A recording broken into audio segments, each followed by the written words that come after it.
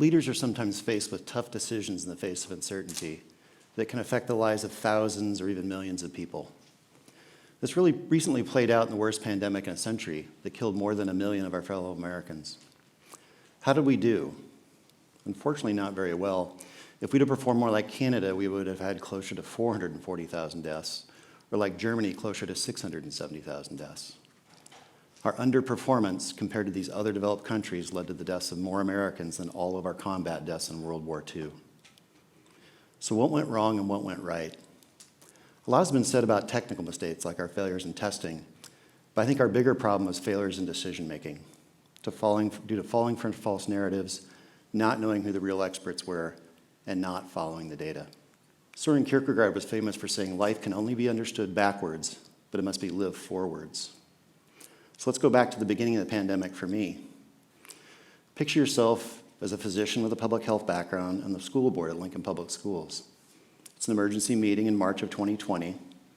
I'm sitting next to Dr. Steve Joel, our superintendent of public schools, and he asked me, how serious is this? And unfortunately, I really couldn't tell him. The information is conflicting and confusing, and there's no clear recommendations coming from any layer of government. He tells me about a presentation that the Omaha area superintendents had by Dr. James Lawler that apparently really concerned them.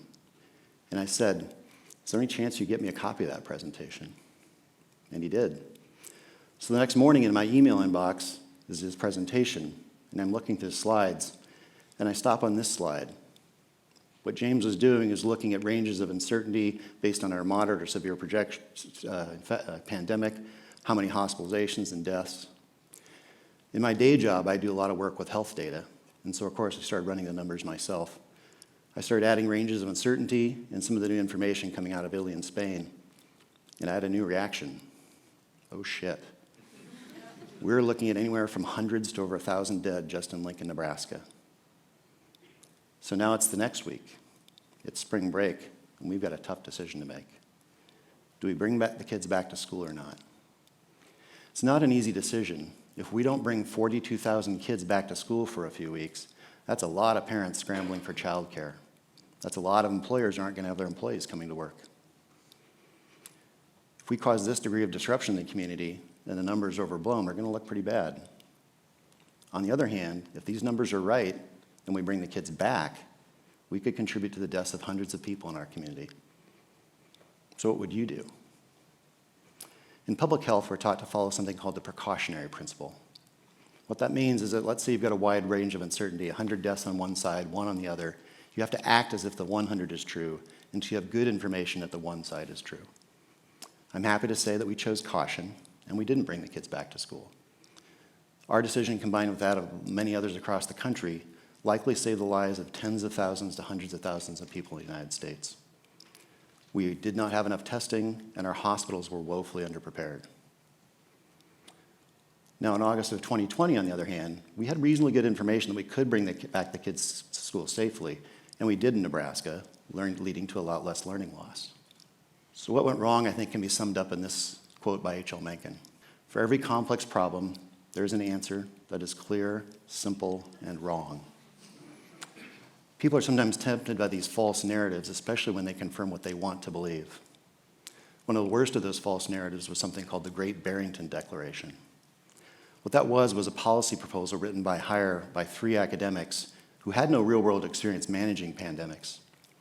But people fell for the theories. It was based on some new ideas and concepts, a new theory called natural herd immunity, the idea that we could somehow protect the vulnerable from the less vulnerable, and the hope that coronavirus would be like measles, a one-and-done disease, where if you get the infection once, you wouldn't get it again. Unfortunately, all 3 turned out to be either unworkable or incorrect. Compounding that, some prominent physicians from Stanford and Johns Hopkins also backed the declaration. But these were physicians from the wrong fields like neuroradiology and endocrine surgery. They didn't have the right training.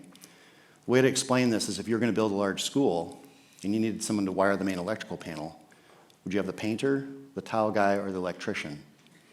All 3 are in construction, but only one has the right expertise. The same is true in healthcare. Some have the expertise, some don't. Adding to the problem, they didn't follow the data. They had bought into the theories too much that when new data came in that didn't back their theories, they wouldn't change their minds. Something summed up by the old adage, in for a penny, in for the pound, or what the psychologists call the sunk cost fallacy. What did this look like? If you Google the words CDC, excess deaths, you'll land on a website with this graph.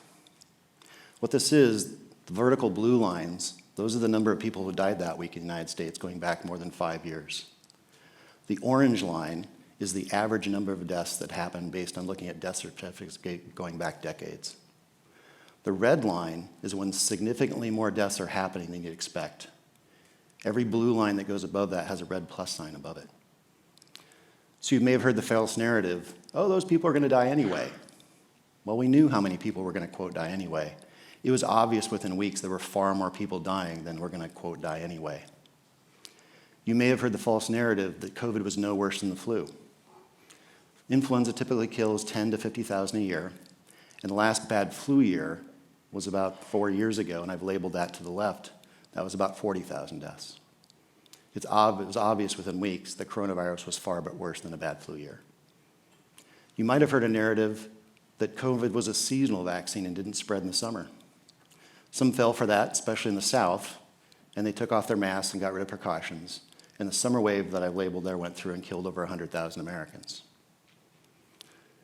Then the Great Barrington Declaration, people said, we've reached natural herd immunity based on those first two waves. Tell everybody the good news that we can go back to life as normal. And the alpha wave came through and killed over 200,000 Americans. And then they came back again. They said, well, maybe we jumped the gun last time. Now we're at natural herd immunity. And things were a little quiet for a while. But those of us who were following the data internationally could see the Delta wave coming. Many still fell for the narrative.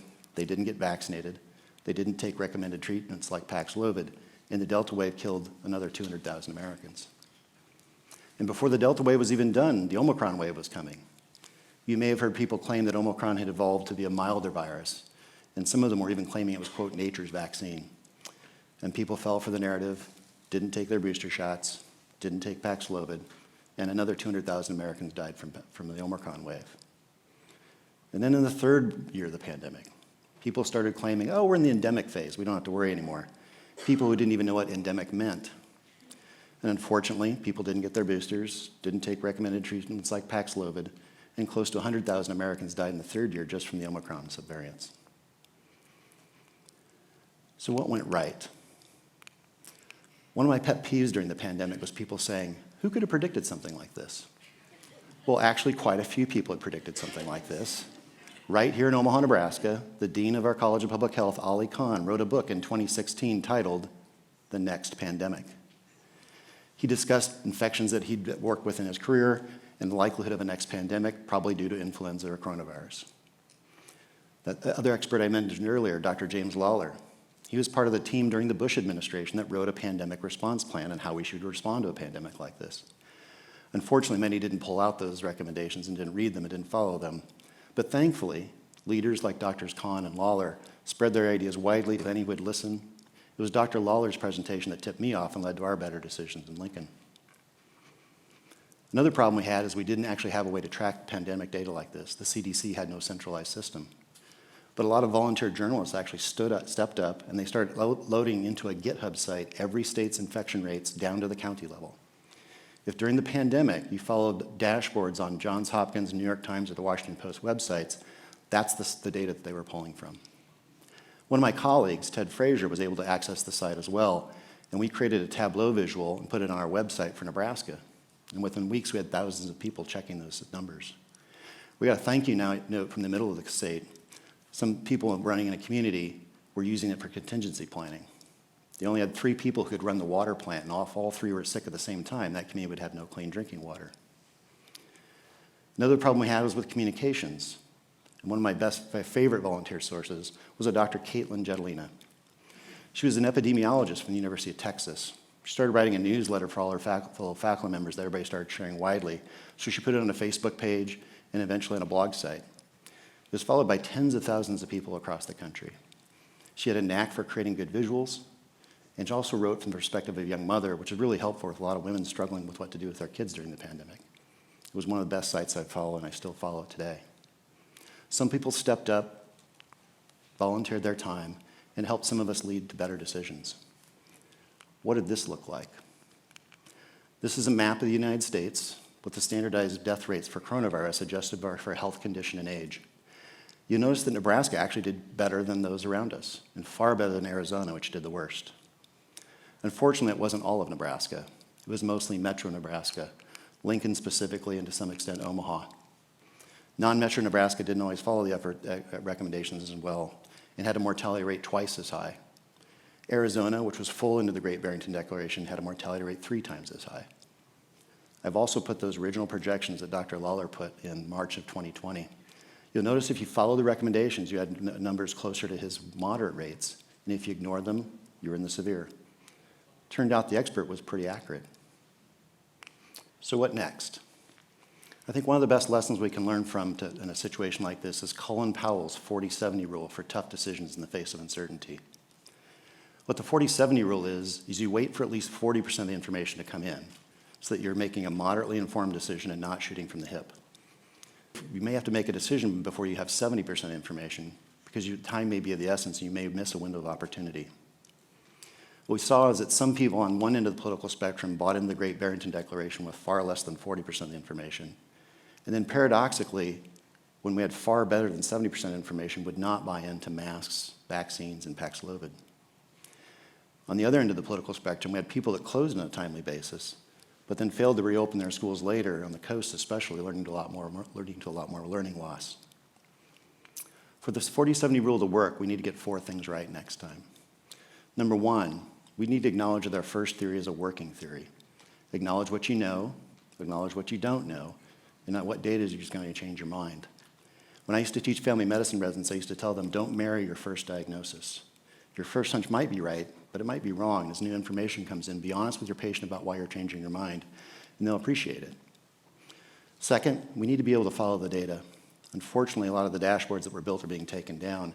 We should build on and refine these dashboards so they're ready to go next time. Third, we need to know who are the real experts. Just being a governmental employee does not make you an expert.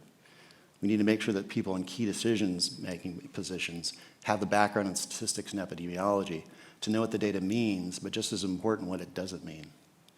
And last, we need to do a much better job with communications. We need to push out things that are vetted by experts in a nonpartisan way so the public will accept it and have the right information. And we need to get it right because next time might be coming sooner than you think.